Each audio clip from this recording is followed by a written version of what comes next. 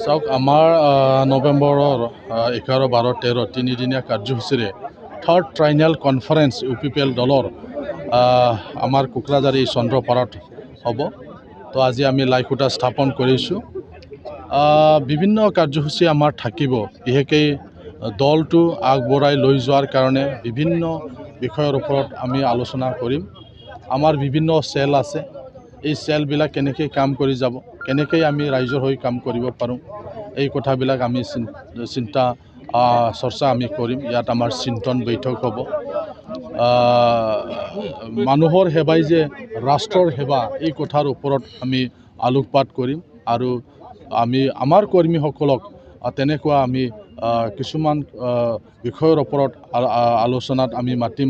তেওঁলোকে যাতে মানৱ সেৱা, মানুহৰ সেৱা যাতে তেওঁলোকে কৰিব পাৰে, কিয়নো মানুহৰ সেৱাই ৰাষ্ট্ৰৰ সেৱা বুলি কৈছে। সেইকাৰণে এই কথাবিলাকৰ ওপৰতো আমি গুৰুত্ব দি পেলাই আমি আলোচনা কৰিম।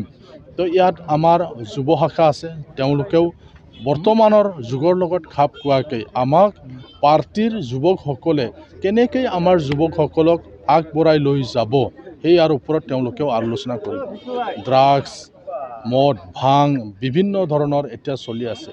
তো এইবিলাক আমি কেনেকৈ বন্ধ কৰিব পাৰোঁ বা ইয়াত আমাৰ ভূমিকাটো কি, ইয়াৰ ওপৰত আমাৰ যুৱকসকলে আলোচনা কৰিব। আমাৰ মহিলা শাখা আছে, তেওঁলোকেও মহিলা কেনেকৈ আগুৱাই লৈ যাব পাৰে, কেনেকৈ ওমেন এম্পাৱাৰমেণ্ট মানে দিব পাৰে, এই কথাবিলাকৰ লৈ পেলাই তেওঁলোকেও আলোচনা কৰা হ'ব। ইয়াৰ বাদেও মহিলাসকলক সবলীকৰণ কৰাৰ কাৰণে তেওঁলোকৰ যিবিলাক মানে কিছুমান সহায়ৰ প্ৰয়োজন, ইয়াৰ ওপৰত আলোকপাত কৰা হ'ব। সেইকাৰণে মানে মহিলাবিলাকৰ কাৰণেও এটা স্পেচিয়েল এটা এক্সিবিশ্যন ৰখা হৈছে। তাতো তেওঁলোকে কিছুমান প্ৰদৰ্শনী থাকিব। যি মহিলাসকলে স্বাৱলম্বীৰ কাৰণে তেওঁলোকে চেষ্টা কৰি আছে, তেনেকুৱা মানুহবিলাক উৎসাহ যোগাৰ কাৰণে তেনেকুৱা কিছুমান কাৰ্যসূচীও থাকিব। আমাৰ ফাৰ্মাৰ চেল আছে, আমাৰ তেনেকুৱা SC চেল আছে, OBC চেল আছে, T চেল আছে, মাইনৰিটি চেল আছে। তেওঁলোকেও সুকীয়াকৈ তেওঁলোকেও আলোচনা কৰিব। এনেকুৱা এটা কাৰ্যসূচী আমি হাতত ৰাখিছোঁ। তো বিশেষকৈ আমাৰ যিটো ডেলিগেট ছেশ্যন হ'ব, এই ডেলিগেট ছেশ্যনত গোটেই কথাবিলাক আমি পাৰ্টীৰ গোটেই কথাবিলাক আমি ইয়াত ভালদৰে আমি আলোচনা কৰিম। 6,000 আমাৰ ডেলিগেট হ'ব। 6,000 ডেলিগেটক লৈ পেলাই আগন্তুক দিনত আমাৰ পাৰ্টীয়ে কেনেকৈ আগবাঢ়ি যাব, বিশেষকৈ আমাৰ BTRৰ সকলো জাতি জনগোষ্ঠীক লৈ পেলাই ইয়াৰ ওপৰতে আমি মানে আমাৰ ডেলিগেটত চিন্তা চৰ্চা কৰা হ'ব। তো আমাৰ লাষ্ট দিন আমাৰ ইয়াত মুকলি সভা হ'ব। ইয়াত আমি যিহেতু আমি NDA গ্ৰুপত আছোঁ, BJPৰ সন্মানীয় ৰাষ্ট্ৰীয় সভাপতিক আমি ইয়াত আমন্ত্ৰণ জনাইছোঁ। অসমৰ সন্মানীয় মুখ্যমন্ত্ৰী ডাঙৰীয়াক আমি আমন্ত্ৰণ জনাইছোঁ। AGPৰ সন্মানীয় সভাপতি ডাঙৰীয়াক আমি আমন্ত্ৰণ জনাইছোঁ। ৰাজ্যিক BJPৰ সন্মানীয় সভাপতি ডাঙৰীয়াক ইয়াত আমি আমন্ত্ৰণ জনাইছোঁ। এনেধৰণৰ এটা কাৰ্যসূচী তৈয়াৰ কৰা হৈছে। তো আমি আশা কৰিছোঁ মানে 50,000 পৰা 70,000 মানুহ আমাৰ অপেন ছেশ্যনত আহিব। তেওঁলোকক মানে তেনেধৰণৰ অনাৰ ব্যৱস্থাও আমি ইতিমধ্যে প্ৰস্তুতি চলাইছোঁ।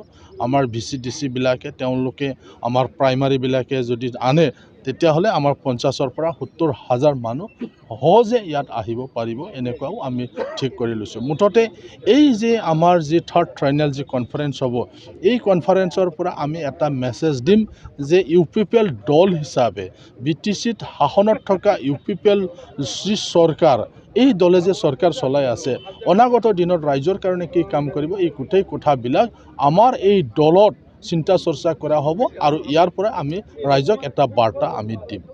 যিহেতু এইটো মানে আমাৰ টাৰ্মিনেটিং ছেশ্যন হোৱাৰ কাৰণে আমাৰ নতুন মানে আমাৰ কমিটি বাছনি কৰা হ'ব। ইয়াৰো এটা কাৰ্যসূচী ৰখা হৈছে। এই কাৰ্যসূচী মতে আমাৰ চব আমি আলোচনা কৰি পেলাই নতুন সভাপতি বা আমাৰ নতুন যি কমিটি, সেই কমিটিবিলাক আমি মানে আলোচনা কৰিম।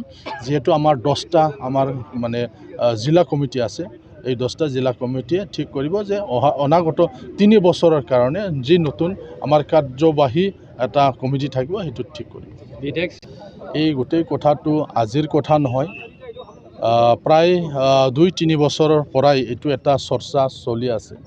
তো আমি সকলোৱে দেখিছোঁ তেওঁ কি ক'ব বিচাৰিছে, আৰু বৰ্তমান কি কৰিলে সেই কথাবিলাক আমি চাই আছোঁ তো ইয়াৰ কাৰণে কিছুমান আপত্তিটো আহিছে চৰকাৰী ঘৰত যদি কোনোবাই মানে বিনা পাৰ্মিশ্যনে যদি তেনেকুৱা কৰে তেতিয়াহ'লে নিশ্চয় চৰকাৰী ব্যৱস্থা ল'ব এতিয়ালৈকে বহুত মানুহবিলাকে জইন কৰাৰ কাৰণে ইচ্ছা প্ৰকাশ কৰিছে আজিও আমাৰ এটা কাৰ্যসূচী আছে আবেলি ভাগত এটা কাৰ্যসূচী আছে তাত বিভিন্ন ব্যক্তিসকলে আজিও আমাৰ দলত যোগদান কৰিব তো এনেকুৱা বহুত হৈ আছে তো আৰু আমাৰ হাতত একমাহ আছে আপোনালোকক আমি জনাম बाक्सा जिल्ला खख्लाबारि हजुआ सकनि के रडजों थांनाय लामायाव थानाय एमबी रिफाइनिं हाउसआव मबाइल ग्लास गावनायखौ गोरलैनो फाहामनो हानाय गोदान असीए मेसिन लानानै फैदों नोंथांमोना खम बेसेनावनो गाव गावनि मबाइल ग्लास बायनायखौ एमबी रिफाइनिं हाउसआव फाहामनो हागोन